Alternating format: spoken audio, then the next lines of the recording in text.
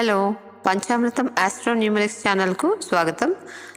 So మనకి ఈ 2025 సంవత్సరంలో శనిగ్రహ మార్పు అనేటటువంటిది జరగబోతుంది. మార్చి 30 నుంచి మార్చి 30 2025 నుంచి కూడా శనిగ్రహ మార్పు జరుగుతూ ఉంది.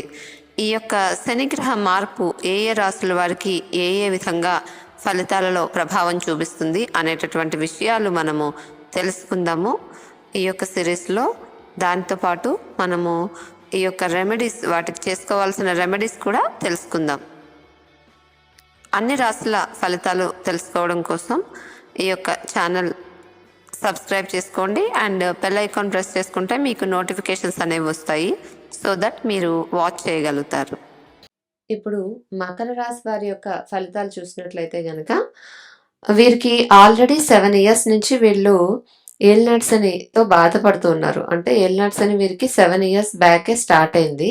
సో ఇప్పుడు ఏంటంటే శని మార్చ్ 29, 2025 నుంచి కూడా కుంభరాశి నుంచి మీనరాశిలోకి వెళ్ళేటప్పుడు ఏల్నాడ్స్ అని అనేటటువంటిది కంప్లీట్ అయిపోతుంది. 7.5 years ఏల్నాడ్స్ అని కంప్లీట్ అయిపోతుంది. సో ఈ యొక్క మార్చ్ 29 వరకు కూడా ఇప్పుడు ఎలాంటి రిజల్ట్స్ ఉన్నాయో అదే ఉంటుందన్నమాట. థర్డ్ ఫేజ్ అనేది ఇప్పుడు జరుగుతూ ఉంది కాబట్టి థర్డ్ ఫేజ్ రిజల్ట్స్ ఇలాగే ఉంటాయి. బట్ శని వెళ్ళేటప్పుడు ఒక మంచి చేసి వెళ్తారు. అండ్ మార్చ్ తర్వాత, అంటే మార్చ్ 29 తర్వాత మార్చ్ 30th నుంచి కూడా వీళ్ళకి అన్ని రకాలుగా బాగుంటుంది. 2025 సంవత్సరంలో మార్చి 29, 28 వరకు ఉంటుందండి. అంటే ఇప్పుడు ఎలాంటి రిజల్ట్స్ అయితే పొందుతూ ఉన్నారో శని గ్రహరీత్యా, అంటే ఇప్పుడు కుంభంలో ఉన్నారు, అప్పుడు కూడా మార్చి 28 వరకు కుంభంలో ఉంటారు. మార్చి 29 నుంచి వీళ్ళకి కుంభం నుంచి మీనంలోకి శని భగవానుడు మారుతూ ఉన్నందువలన వీళ్ళకి ఏంటంటే ఏల్నాడ్స్ అనే దోషం అనేది తొలగిపోతూ ఉంది. ఈ యొక్క ఏల్నాడ్స్ అనే దోషం తొలగిపోయిన తర్వాత వీళ్ళకి ఎలా ఉంటుంది అంటే ఇప్పటి వరకు ఉన్నటువంటి వీళ్ళు ఫేస్ చేసినటువంటి ప్రాబ్లమ్స్ కావచ్చు, ఇలాంటివన్నీ కూడాను వీళ్ళకి తీరిపోబోతున్నాయి. అంటే ఆ యొక్క ప్రాబ్లమ్స్ అన్నీ కూడా గ్రాడ్యువల్గా వాళ్ళకి రెడ్యూస్ అయిపోతాయి.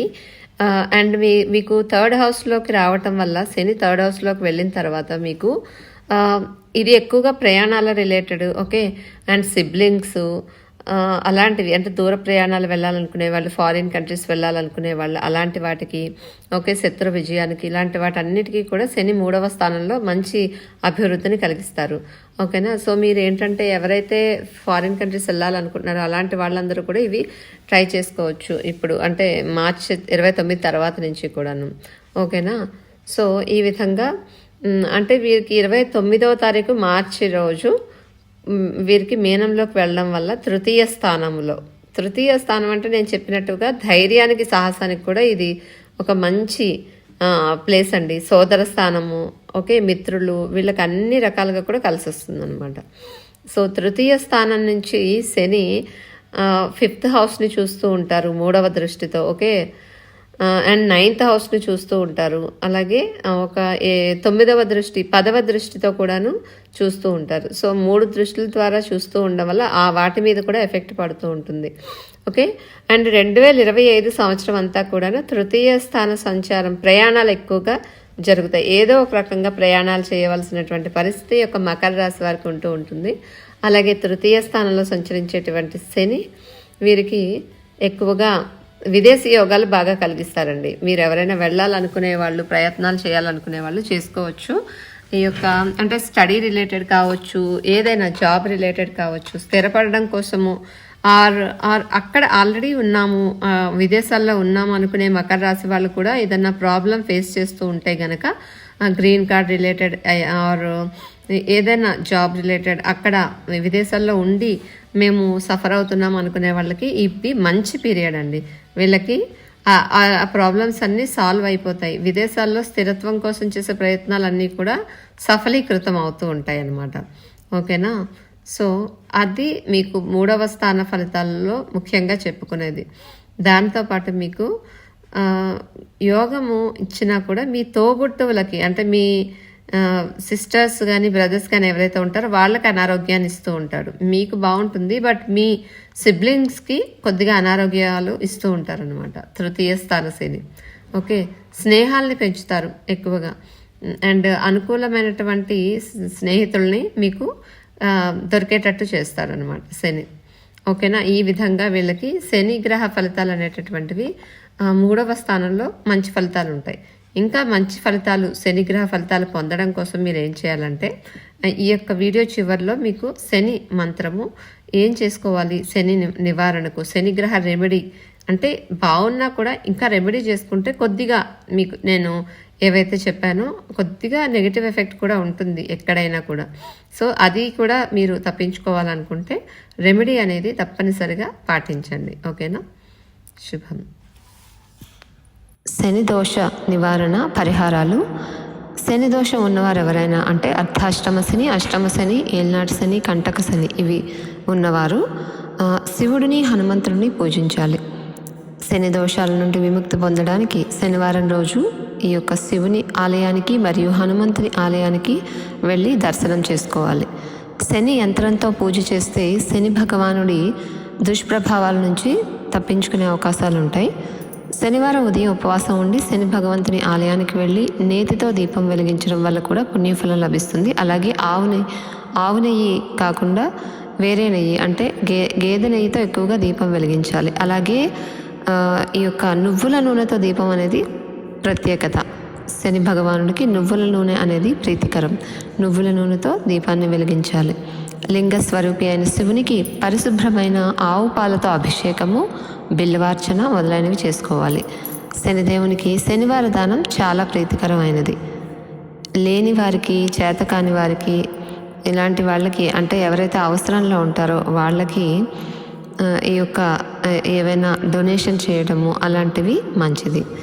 అంటే ఏదైనా నలుపు రంగు వస్త్రాలు కావచ్చు, ఏదైనా బంగారము, మనకి ఏది వీలైతే అది దానం చేయడం అనేది చెప్పదగినటువంటి సూచన.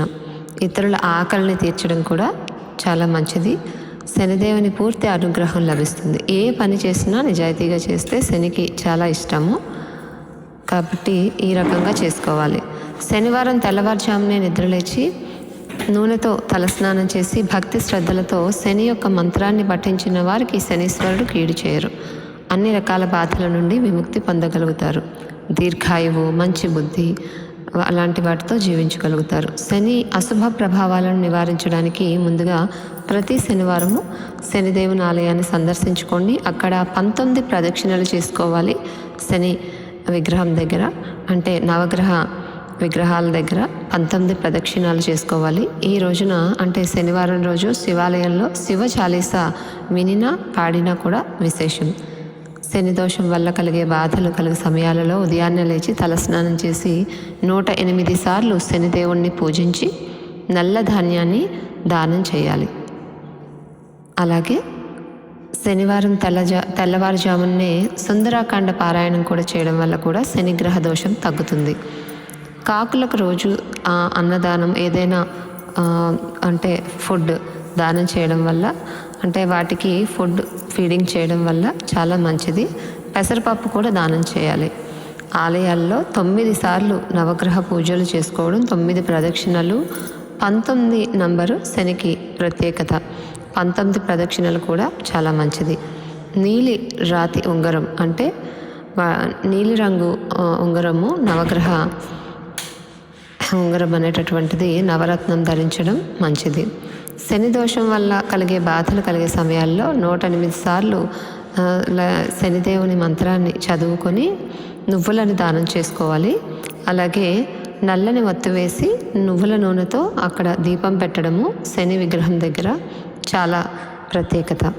ఈ విధంగా చేసుకోవటం వల్ల శనిగ్రహం యొక్క దుష్ప్రభావాలు అంటే శని మనకి ఎవరికైతే అర్ధాష్టమ, అష్టమ, ఏల్నాటి శని అంటే 12వ స్థానము, 1వ జన్మ రాశిలోను, ద్వితీయ స్థానంలోను ఉన్న శని ఎక్కువగా దుష్ప్రభావాలు ఇచ్చే ప్లేసెస్ కాబట్టి అటువంటి సమయాల్లో ఎక్కువగా ఈ యొక్క దోష నివారణ చేసుకోవడం చాలా మంచిది.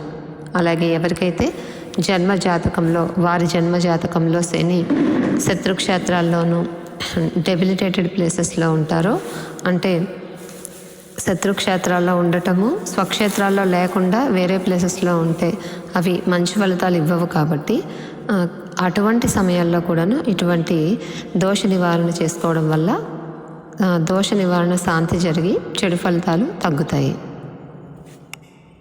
ఈ యొక్క శని మంత్రాన్ని ఒకసారి మీకు చదివి వినిపిస్తాను. ఈ మంత్రాన్ని మీరు ప్రతిరోజు లేదా ప్రతి శనివారము 19 సార్లు లేదా 9 సార్లు పఠించుకోండి.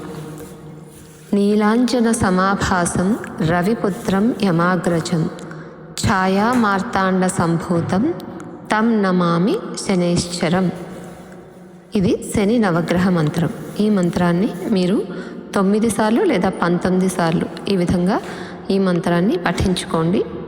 ఆ తర్వాత శివుని మంత్రాలు పఠించుకోండి. చాలా మంచిది. శుభం.